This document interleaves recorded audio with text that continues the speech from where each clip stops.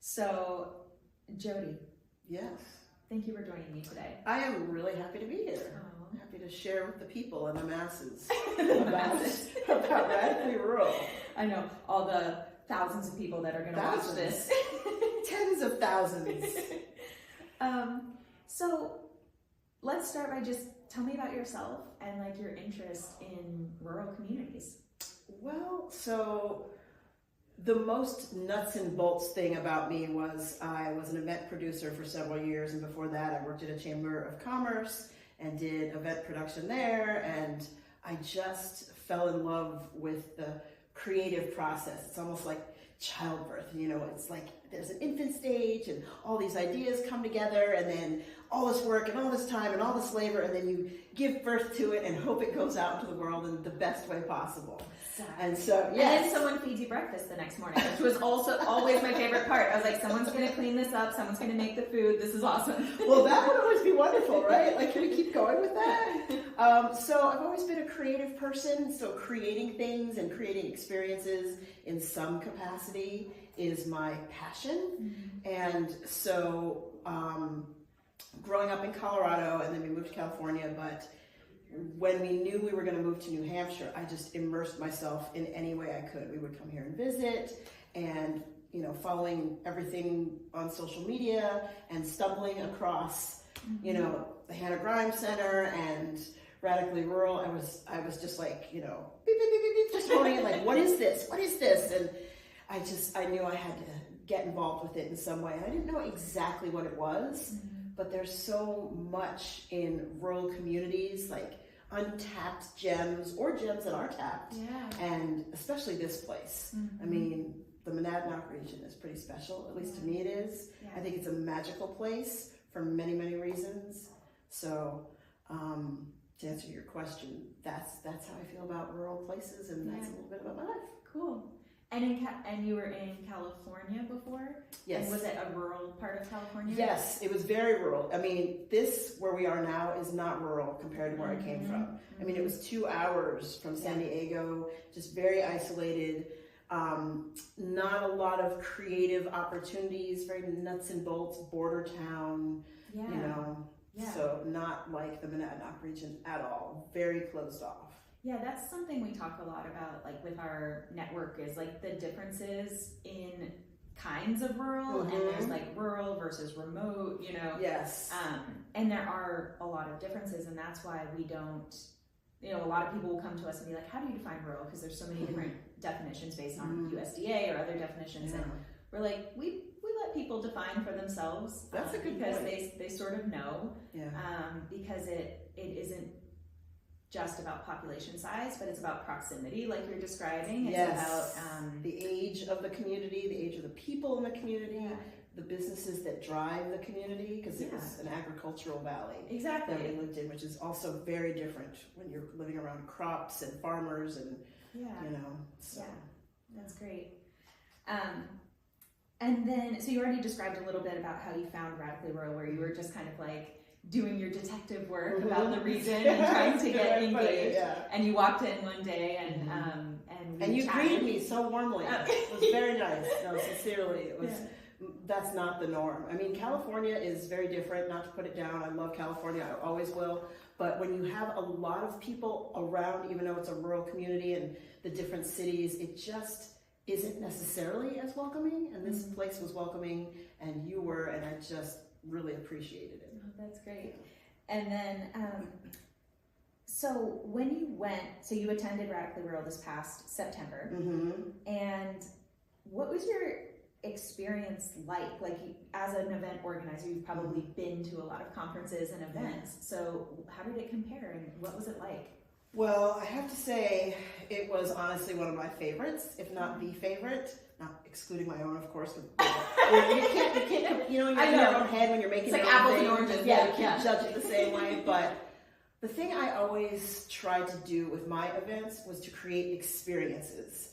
And you go to these traditional conferences, and they're kind of rigid, and you go in, you check in, here's your badge, here's your thing, here's your swag, you sit down, you face forward, you listen and watch, you small talk with people you'll never see again, you get your information, and you go home. And that's what I was expecting. But instead, the minute I walked in, so we go into the theater, the Colonial Theater, which also, that's a different way to start an event. Yeah. Because it was big but intimate. Like, oh, there's this stage up here and the couch and sort of this warm, like, greeting, and instead of the 6-foot table and people just sitting there, you know, and or just chairs just lined up in a row. And then you have music, which, you know, it was live music, and he was really cool and really unique. And so that kind of starts it off. And there was just this feeling as soon as I got there that this was different. And the people I sat next to, everyone felt open to talk in a real and meaningful way. Not just, so where are you from and what do you do and can we exchange business cards? It was just like, I'm so excited. There's an energy. People were excited to be here, and I came last year, I came 2 years ago, or this is my first time. And it was just an amazing first sort of sense of positivity and connection.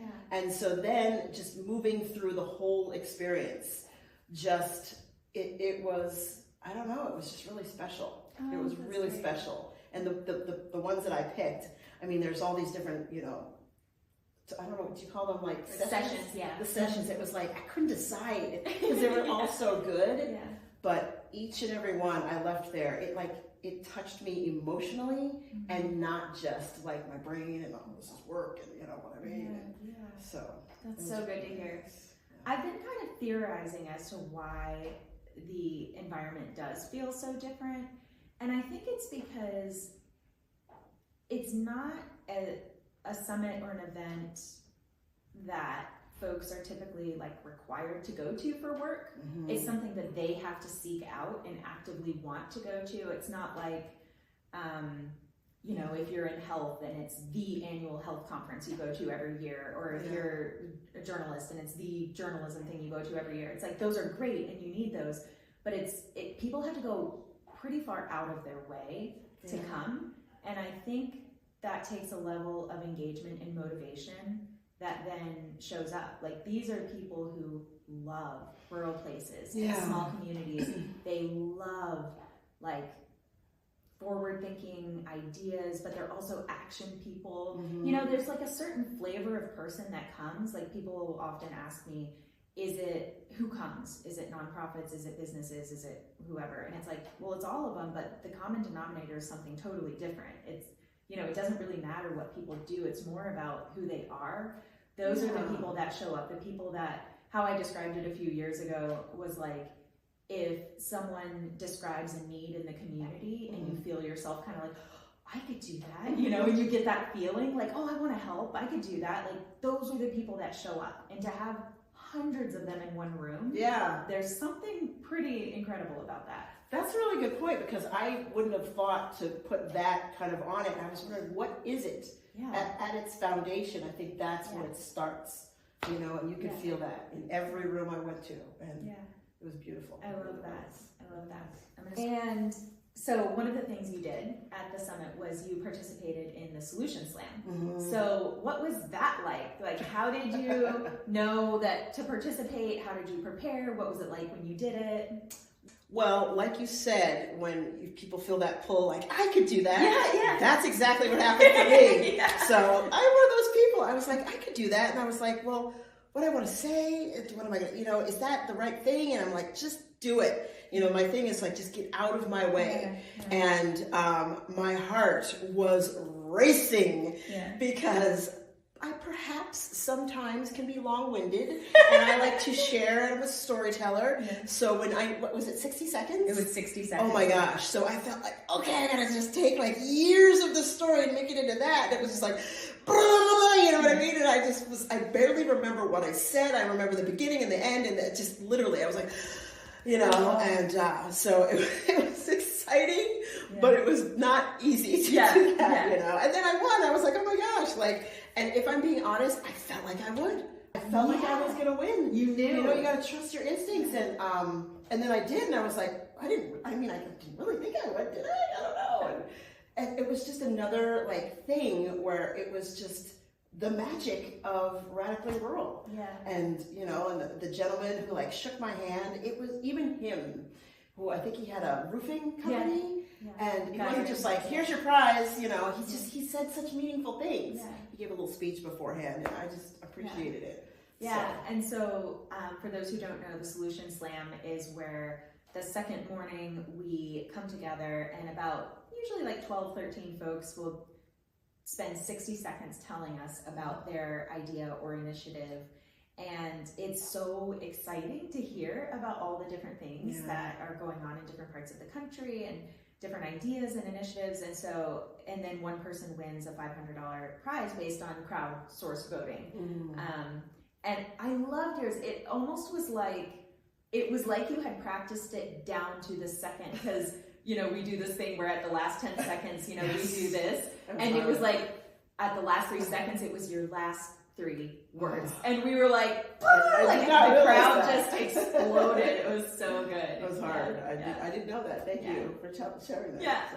And it, I think what's like so important to understand too is that we do intentionally create an environment and a container that is authentic, and it's intentional, and it's conscientious, you know, like and it's ripe for ideas and all of that. And like, so we do that work with the container, but that would mean nothing if people like you didn't show up, right? Because if you didn't bring that to us, we would have missed out, you know? And so like having those sorts of moments where the people who are coming see that what they're bringing is just as valuable as any speaker that we bring.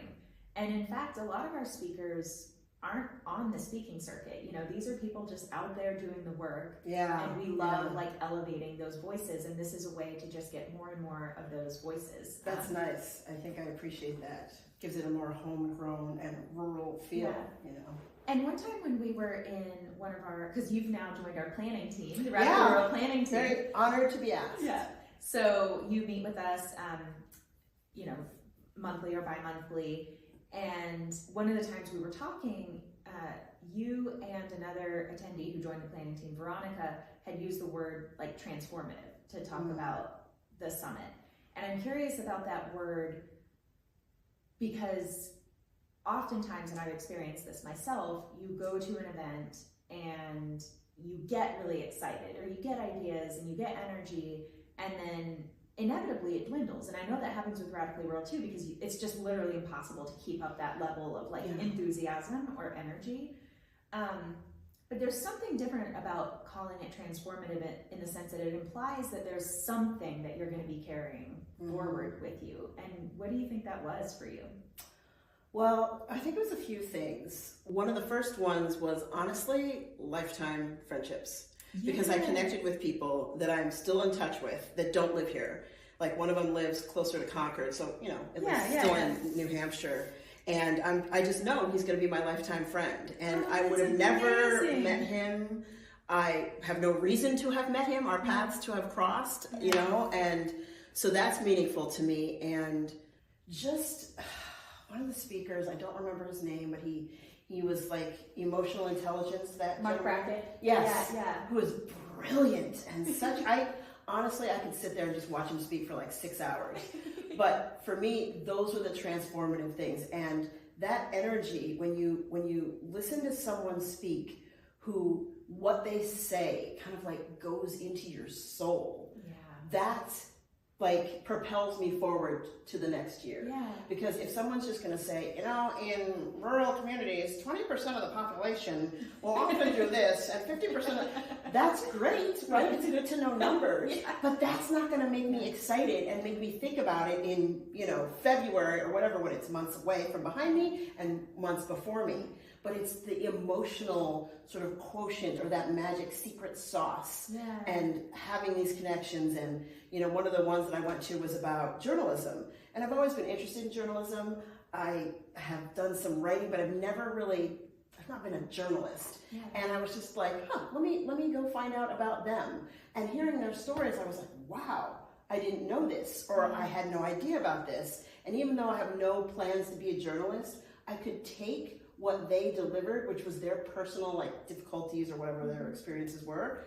And that was something that I won't forget either, that I can kind of put it in my life and move forward with it, you know? So. I love that. And that's a really interesting point about Radically Rural too, is that what we've leaned into for a couple of years, but even more explicitly this year, is the interdependent nature of all life, and therefore rural life, and therefore everything we do, you know? And so for you, as someone who's not a journalist, to get exposed to that, you're going to be thinking about things in new and different ways, and then the work that you do, you're going to tie to that in some way, in a more interdependent and interconnected way. And that's pretty amazing to have the opportunity to, for a couple of days, just take off our blinders and just figure out, because one thing I talked about in the opening last year was like, everyone has their one thing, right? Like, education is the most important thing. And like, if we had strong education from, you know, from cradle to, cradle to grave. Yeah, could be. There's like another one, like cap, or like the cap and gown thing. I don't know. Anyway, but it's like, if we had that, right, like everything would be different. And someone else says like food security is the main thing. If we had food security, like everything would be different. Or mental health. Connectivity. Exactly. It's like everyone has their one thing. And those are all true. But like, if we're all just kind of focused on our one things, and we're not necessarily seeing how they all connect, that can kind of unintentionally like underwhelm how we could actually be powerfully working together. And so that's one of the reasons I love the fact that we have people attending sessions about things that seemingly don't have anything to do with their work. Yeah, and I know that when I was at the, I don't know what it was called, that after kind of meeting discussion, and I think you guys were saying food systems. I've never heard that term before. I was like, what are they talking about? Everyone seems to know this, but but I have those moments all the time. And there's you know, sometimes there's lingo or whatever that can close people off from situations. But then I was exposed to it, and I was like, oh, well, this is something I've thought about to a certain extent, but not in that way. So I left with knowledge and exposure and experience, and so it was like the best of all worlds. You know, that's a really great point. So speaking of our one thing, what's your one thing? Like, if you had to pick one, you know, what is the thing that you think, like, if you could take a magic wand and just wish it upon the world, just one thing? And you can't do the whole trick about like, I would wish for more things. Like when you're a kid, I could wish for more wishes. I would wish for connectivity. Because, you know, they do all these studies now that show that we are the least connected, especially like, what is it, Generation Z or Y or whatever that is. I think it's Z. Like, least connected, most isolated, like least dating, like all of these things. Like, people, as much as we have technology, which sometimes people like poo-poo technology, I don't do that, but we are so isolated from each other, whether you live in a big city or a small town or anywhere in between. And for me, life is so much richer when I have connections with, whether it's the mailman or my friend or my neighbor or my coworker, when we aren't just constantly with the walls up and just do the small talk, and it's very robotic. And some people feel safe in that. But for me, I like having genuine connections, genuine conversations, and then the ideas form, and it seems like anything is possible, you know? I love that. And that process of the ideas forming, like, sometimes, because I can be kind of like a perfectionist, I'm like, what was the point of this initiative that only lasted X years? Or what was the point of this conversation if I never talk to this person again? Like, what is the point of all this? And it starts to feel, you know, I start to wonder how it all works together. But then sometimes I think about this analogy of like soil health, right? And like, even things that go away after a time, or maybe don't work, or do work, but they had a shelf life of some sort, they get composted and it goes into the richness of the soil, right? And then we grow new things, and then those things get used to compost. And so it's like, it's kind of like these little things that just work together to create complexity and beauty in ways that we may not ever fully know, because when you're in the tapestry, you see color here, color there, but then when you really like step back and look at the whole picture, you start to see it. And so maybe sometimes it's okay, we don't know what the threads we're weaving are doing, or what the things we're composting are creating, but it does seem to matter. And so in thinking about that with the Radically Rural community, because over time, this will be our 8th summit. And about 4 years ago, we started adding some different things to the programming so that it's not just the annual summit, but that is the main thing and what we're most known for. But over time, it has started to feel more and more like a living, breathing, active community, as opposed to just an event. And I'm curious, like, what do you see for the future of Radically Rural? Like, if this is something that we're co-creating together, what do you see for the future of it? Well, first of all, I think about this, even though I don't work here, I have no power, but I have thought about it because I loved it so much. I really, really did. And I was like, oh, wouldn't it be great if? So I had all these different ideas. I want to hear the things, come on. Something to connect the dots in between, because I think there is a portion of the attendees that would love to keep that going, whether it was through Zoom or in person, a retreat or something where it's continual and that you can continue to grow and learn and experience. That would be one thing that I would absolutely love. I love that, And, you know, maybe even if, so it's all during the day and, you know, the morning, afternoon and everything. And I'm like, well, wouldn't it be interesting if there was a piece of it other than the mixer that was in the evening for people who wanted to do that, you know, because yes, you may be tired, whatever, you get a rest break, but night adds a different feel to things. There's a different energy. Some people are more night people. It'd be interesting to see, but those are just 2 ideas, but I feel like the sky's the limit because it's this magical thing and so many things can offshoot from it and it can be the central focus, but I like it. You know? I love those ideas. I heard about, so the mixer you were referencing is our evening like connect dinner event, and a couple of our keynote panelists and some other speakers and attendees went out to Madame Cherie's to do karaoke and dancing afterward, which I just like, if I hadn't have been so exhausted, I totally would have gone. I'm sure you were. But that made me blissfully happy. I'm like, I could pick many moments that for me made it seem like this was all worth it for this one moment, and that was one of them. It was like knowing that these people who didn't know each other are out there just like dancing and spinning around on the dance floor and singing their hearts out and just spending time together, like that is worth it, you know? It's like a really, really beautiful thing. And I agree with you on the nightlife. And this year I'm going to try to get as much sleep so I can be ready for the nightlife. Ready for some karaoke. Should that happen? I will be there. Somebody says karaoke, I show up. So.